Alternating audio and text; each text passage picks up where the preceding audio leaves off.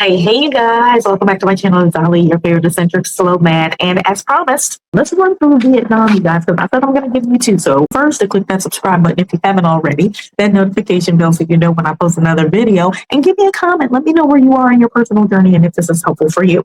So in Vietnam, we're looking at housing. And guys, I stayed there for like 6 months. I did a 6-month lease. I was paying $300 a month. That's going to be my baseline. And I had a loft, 1-bedroom apartment with a washing machine in it, full bathroom, kitchen.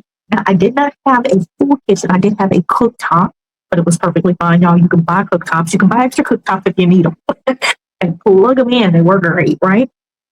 But my rent was $300 a month.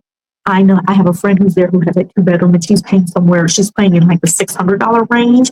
Not too far from where I was staying. So she's like right in between the river and the beach. Perfect location. So she's around that $600 mark, which is really, really good, especially in Vietnam. So she's got 2 bedrooms, 2 baths.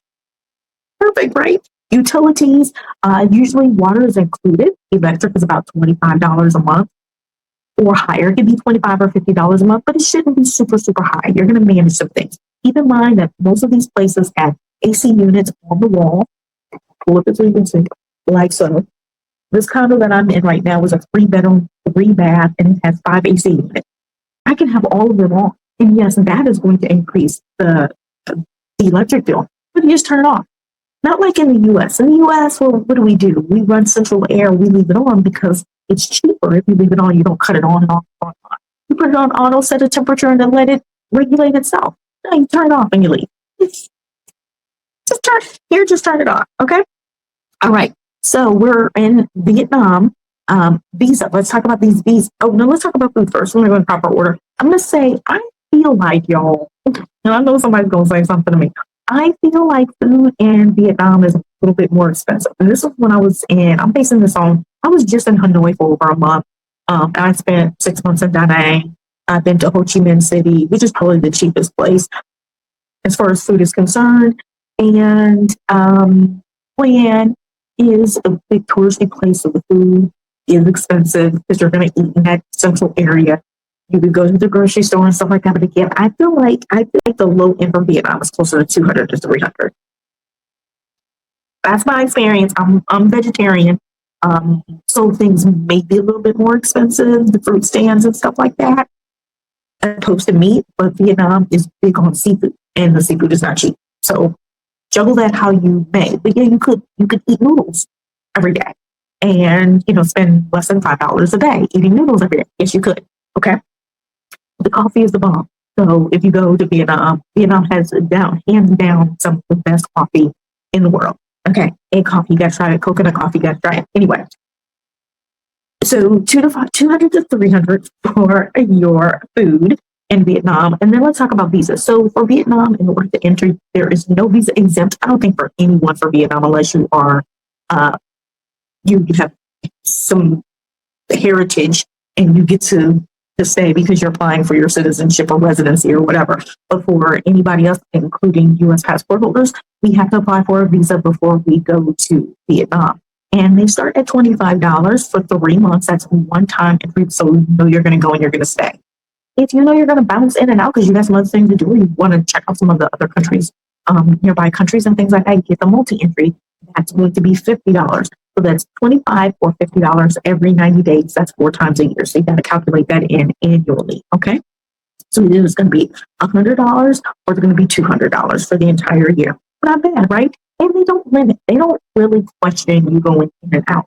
There's also a service that I have used that you can pay for that will take you to the border of like Laos, Vietnam, and bring you back in the same day. And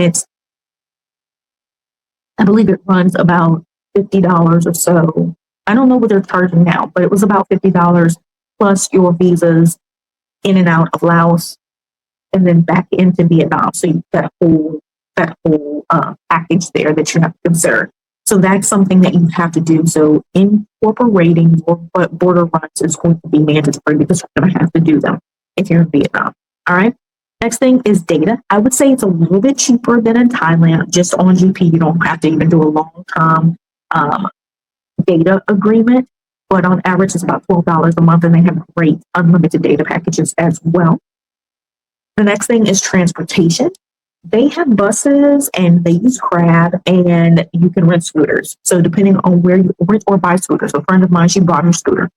So she is good to go. I can't remember what she paid for the scooter, but it was a really nice one. Their grabs can be as low as 23 baht or whatever. Like if you're moving around the city and stuff, it's super, super cheap. So let's say on average, we'll just say that's $80 a month. You know, that's high end. People walk, but you see most people use scooters in Vietnam. Vietnam is scooter capital of Asia. I feel like a lot of people do have cars as well, but scooters are the thing. Hygiene around the same as what I would say for Thailand. So Vietnam is going to bring in on the low end with all the things included around $700 a month. So Thailand, we were about 1,000.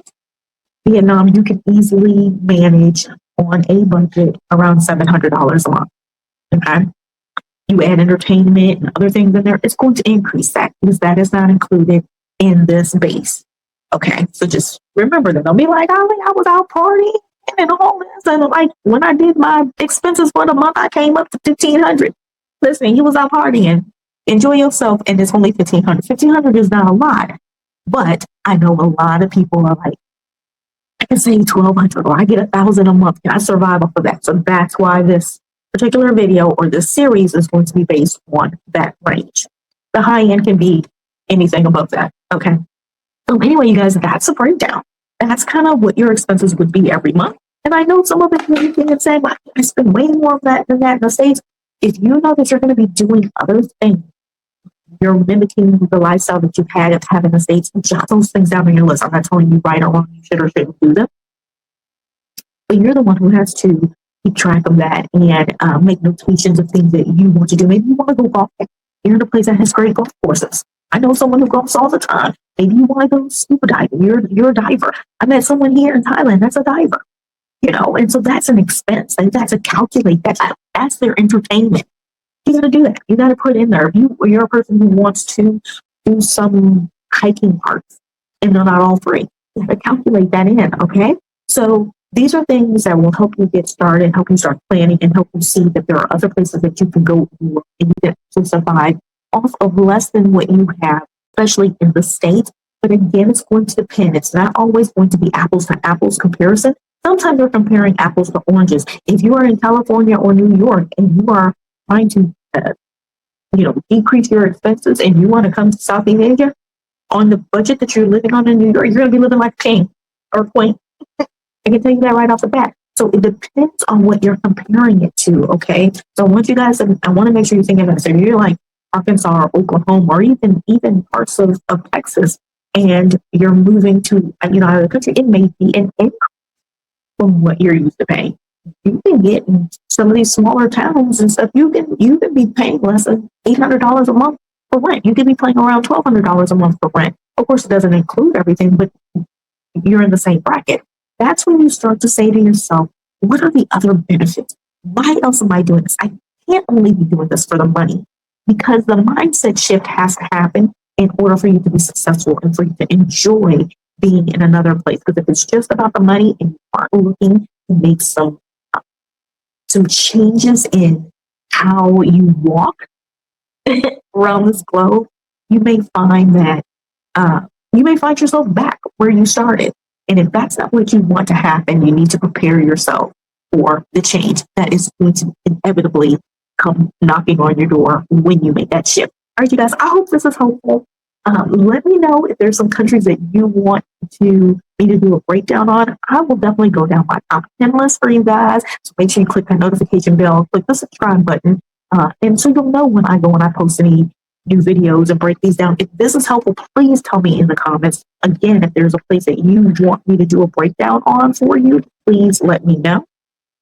And that's it, you guys. That's it for today. You guys know I'm going to get out of here. Doodles and noodles. Peace and hair grease.